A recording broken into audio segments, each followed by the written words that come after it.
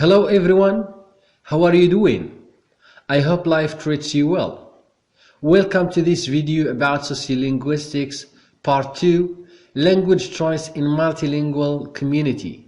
So in this video, we are going to understand what diglossia means and what code switching means. Okay? So let's get started. Diglossia. Diglossia is two distinct varieties of the same language used in the community, with one regarded as a high variety and the other as a low variety. Each variety is used for distinct functions. Functions here means the domains, the areas of life. That is to say, each variety is or has specific or particular functions or domains in which it is used. No one uses the high variety in everyday conversation. Okay? Example of the Arabic.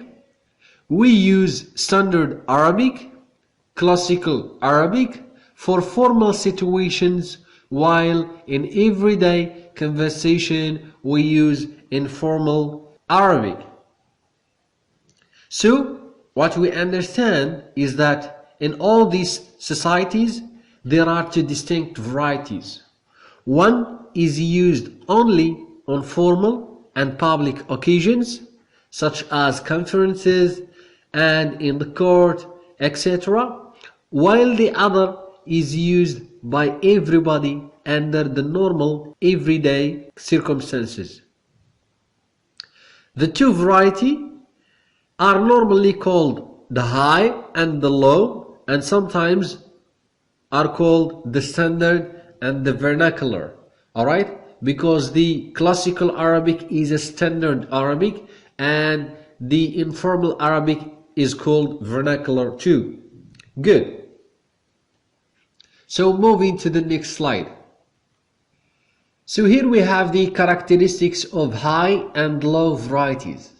So after reading this chart, we are going to be able to understand the difference between high variety and low variety. Alright? So starting with high variety. A high variety is used for official and formal situations such as on national TV, news broadcast, newspapers, literacy writing, etc.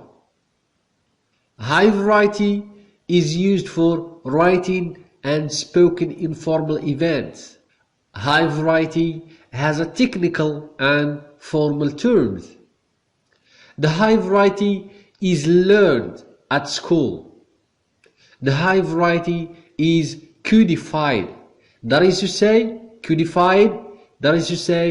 the high variety, for example, Arabic is a codified variety because it has its own alphabets, it has its own sounds, it has its own grammatical rules concerning its grammar book, it has its phonetics, it has its phonology, it has its own morphology. That is to say, it has its own dictionaries and grammar books. It is codified or standardized. Alright? Good. So moving to the low variety. The low variety is used for informal situations and everyday conversations. Alright? The low variety mainly spoken. It is not used in the written form. Low variety is mainly names of the objects and everyday activities. Low variety, it is not learned, but it is acquired at home. Low variety, it is not codified. Good. Moving forward. Linguistic differences between high and low variety. High grammar is more complicated than low grammar. So here we have a difference between a standard Arabic, which is, as we said earlier, codified and standardized, and we said that it has its own grammatical rules. So here we have نائمون نائمين, نائمات, نيام. So here we have نائمون, نائمين in Arabic تفيد الجمع المذكر وتستعمل كل واحدة حسب وضعيتها في الجملة. فالنائمون في حالة الرفع والنائمين في حالة النصب والجر. نائمات تفيد الجمع المؤنث، ونيام فهي في صيغة مبالغة أو على صيغة مبالغة تفيد كثرة النوم وتستعمل للجمع المذكر. نقارنها بنايمين في الدارجة in colloquial Arabic or informal Arabic. نايمين بمعنى هناك فرق بين اللغة العربية الفصيحة والدارجة اللي هي اللغة العامية. Okay? 2. There are differences in sounds and pronunciation. 3. The vocabulary is almost the same, but high variety has formal technical terms. Good. Attitudes towards high and low varieties. So, the high variety, it is admired even if not understood, alright? And it is prestigious and thought of as having a higher status in society. While the low variety, people don't think that it is worth describing. Some people value it and believe that it is the best way to express their feelings because it is the language they use every day. Alright? Good. Diglossia and Polyglossia. Diglossia is a characteristic of a speech community rather than individuals. When an individual speaks two languages, is called bilingual. But when a community speaks, or the people of the community speaks two languages, it's called diglossic. Polyglossia, more than two distinct varieties of the same language used for clearly distinct purposes. Alright? Great. So here we have code switching.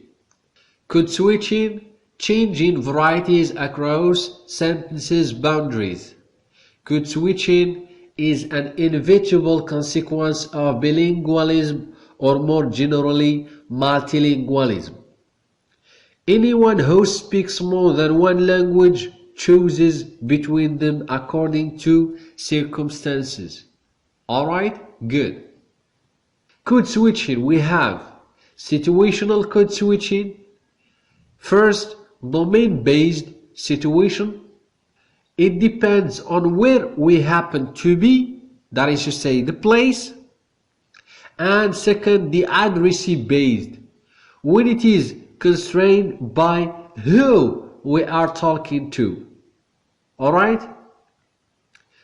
And we have metaphorical code switching, where the situation is less clear, either because it is ambiguous or because the speaker decides to ignore the observable external situation and focus instead on less observable characteristics of the people concerned.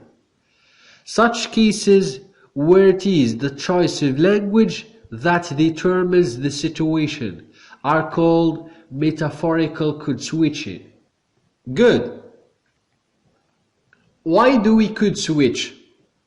We could switch because of situation, when there is an obvious change in the situation to hide information from a third party. Example, the arrival of someone. Alright? So, for example, you and I are talking in Arabic about something very important or a secret, and someone just arrived. So we change talking in Arabic to English because we don't want the third party to know what we are talking about or to know our secret. Alright? Good. To the topic, we could switch because of a certain topic. Achieve a better explanation of a certain concept. Example, when a teacher switches from English to Arabic to make sure students understand what he or she says. Third, it's because some social reasons. A signal solidarity and reduce social distance. B, to increase social distance. C, to show off, impress or persuade an audience. D, to reflect one's ethnic identity. Example, two African American talking in standard English in the workplace and one switches to African American vernacular English. Good. Notes. Switches motivated by the identity and relationship between the participants express a move along the distance scale. Pressure switches from standard to vernacular to reduce the distance and create solidarity. Manager switches vernacular to standard to increase the distance and lessen solidarity.